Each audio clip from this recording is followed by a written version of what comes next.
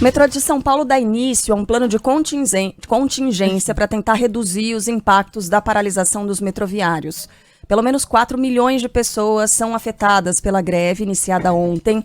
E uma nova assembleia será realizada pela categoria daqui a pouco. Estava marcada para começar às 7 horas da manhã. Vai ter ali participação remota, né, de muitos metroviários. A gente vai ter o resultado em breve, assim eu espero. Então vamos para um ponto da cidade de São Paulo, o terminal do Jabaquara, onde está o Thiago Muniz, repórter aqui da Band News FM. Thiago, como é que estão as coisas por aí nessa manhã? O pessoal sofrendo demais para conseguir embarcar nos ônibus, né? Uma vez que não há metrô circulando por essa estação. Bom dia para você. É verdade, Carla. Bom dia, Ellen, bom dia, Sheila, bom dia a todos e todas. A gente fala da estação Jabaquara do metrô de São Paulo.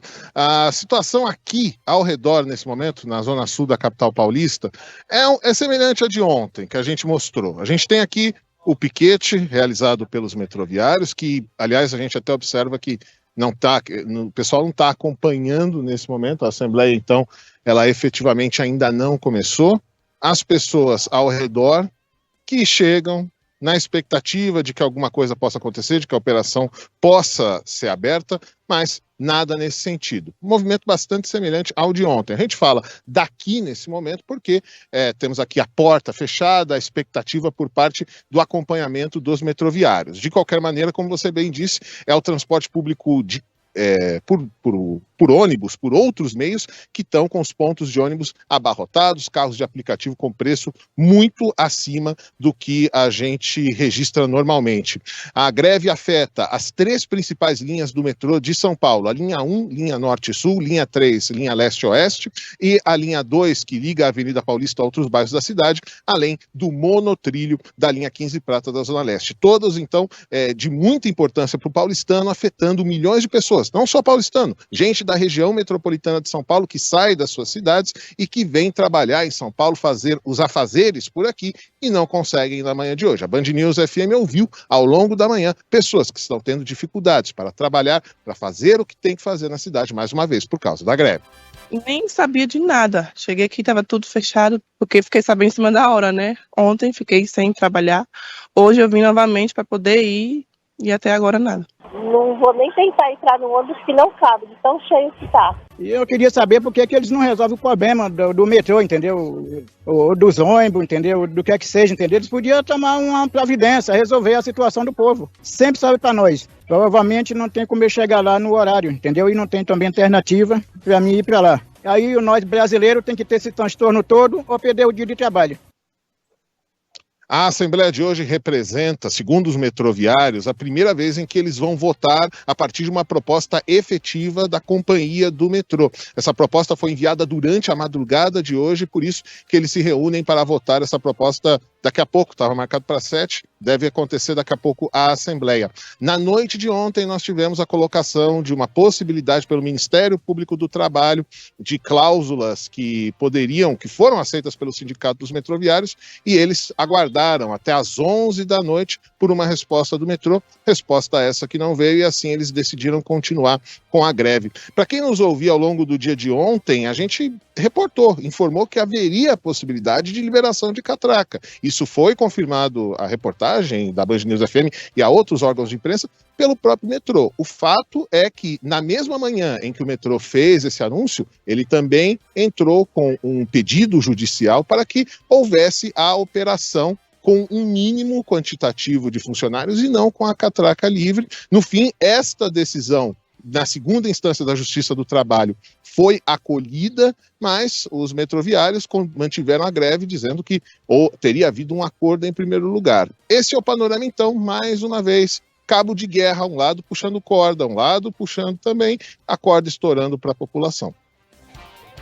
E esse é o pior, né? Estourando para a população. Ontem mais a gente cedo, já falou bastante sobre isso. Mais cedo o Thiago Muniz entrou aqui com imagens impressionantes, porque essa estação que o Thiago tá, para o nosso ouvinte entender, ela é uma confluência de ônibus, de metrô, ali no terminal Jabaquara tem tudo. Os ônibus saíram, o fiscal teve que fechar a porta. As pessoas estavam penduradas, e aí o fiscal empurrava a pessoa para dentro e fechava a porta, empurrando, porque não fechava. E era assim que as pessoas estavam indo para o trabalho, dessa maneira que as pessoas saíam para o trabalho, essa manhã. Você imagina você chegar no trabalho de pendurado, a gente tá com a imagem agora na nossa live, de pendurado no ônibus, que foi isso. A porta só fechou porque o fiscal ia empurrando e a pessoa ia com um pezinho ali meio de pendurado uma na outra e o fiscal empurrando para que o ônibus conseguisse sair dessa maneira. A imagem é impressionante. As pessoas saíram dessa maneira nessa madrugada para poder chegar ao seu trabalho aqui em São Paulo. Quando o Thiago fala da corda que é puxada de um lado e de outro e ela estoura para a população, é perfeita essa associação, porque é exatamente o que acontece. Os metroviários, nesse caso, e aliás, transporte aí para a sua cidade, para o seu estado, quando há uma paralisação em serviços essenciais como o do transporte público. O que em geral acontece? Há uma pauta legítima, em geral, né? Há demandas que são legítimas, mas a categoria usa a população para pressionar o empregador, usa a população que mais precisa, a que menos tem possibilidade, a que menos tem alternativa para aumentar o seu poder de barganha. E faz isso fazendo anúncios muito tarde para as pessoas que acordam muito cedo. E elas não podem se programar. É claro, a gente está falando de um segundo dia de paralisação, então hoje o impacto é menor. Ainda assim, foram decisões e conversas que foram acontecendo, entrando na madrugada, inclusive, né? Agora com a Assembleia pela manhã. Pois é, e ontem a gente estava discutindo também na redação que talvez esse raciocínio, esse termo de a população sempre sofre, acaba se tornando um clichê e uma coisa sem muita força, quando na verdade é exatamente isso que acontece em dias de paralisação de serviços essenciais, como disse a Sheila, né, do transporte coletivo, por exemplo. Por quê?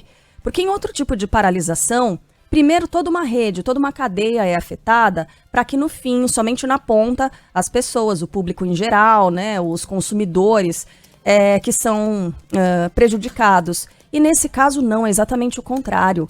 A corda vem exatamente ali, o primeiro prejuízo é para o passageiro que não consegue tocar a vida dele. Você impede que essas pessoas se desloquem pela cidade, que elas continuem vivendo normalmente ali as suas vidas. E só depois é que o metrô é atingido. Então é cruel demais com as pessoas e não é clichê, não é força de expressão dizer que sempre o passageiro paga a conta. Porque quando o metrô não funciona, quando não tem investimento e o maquinário é ruim, é a população que paga. Quando tem esse tipo de briga, é a população, é o passageiro que paga. Então não é força de expressão, não é clichê, não. O Thiago Muniz ele vai voltar mais tarde para falar, inclusive, das estações que estão operando parcialmente, né, nessa manhã. É uma minoria, é coisa pouca, mas daqui a pouco as atualizações chegam por aqui.